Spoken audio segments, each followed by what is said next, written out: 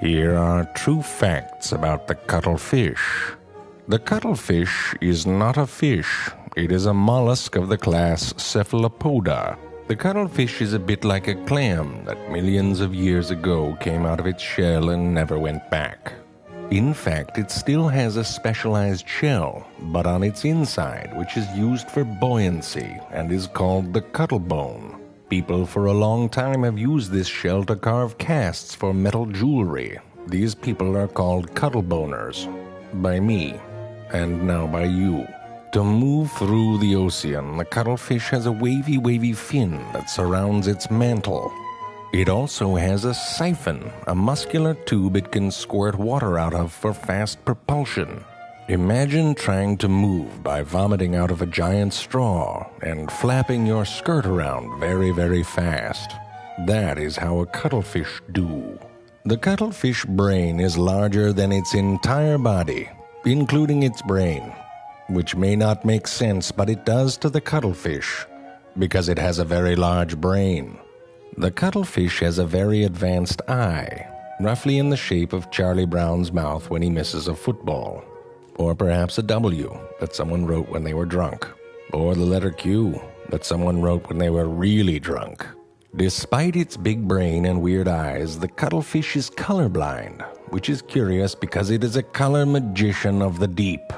Like a lactose-intolerant cheesemaker, the cuttlefish is unaware of its own gifts. With the help of millions of color-changey things in its skin, it can change color and texture almost instantaneously. Playing hide-and-seek with a cuttlefish sucks. They don't move, they just change color. You can hear them breathing while you count. How the cuttlefish determines the backgrounds it blends into is largely a mystery, because it can do it in complete darkness, which is kind of a dumb gift if you ask me, but still amazing. Ah, fish! Then there's the flamboyant cuttlefish, which doesn't try to blend in with shit. It just says, why doesn't the world try to blend in with me? You go, little man. Don't go changing for nobody. When it is threatened, the cuttlefish will often release ink from its ink sac. The cuttlefish releases that ink in one of two ways. One is a little puffing sort of squirt, something you might say excuse me after.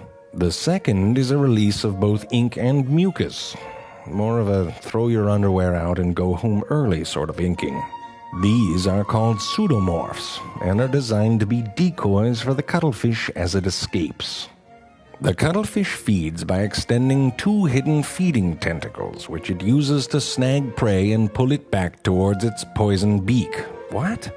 Well, apparently it has a beak. Very slowly it extends. The fish just had to move like 2 inches. Just little freaks in the universe. These little babies are not so good at the camouflage, but they do the best that they can. Cover yourself up, little man, and sleep tight. Remember, if you ever want to come out of your shell and let your freak flag fly, the cuttlefish has your back. Or front. I don't know. I can't tell with them what's front and what's back.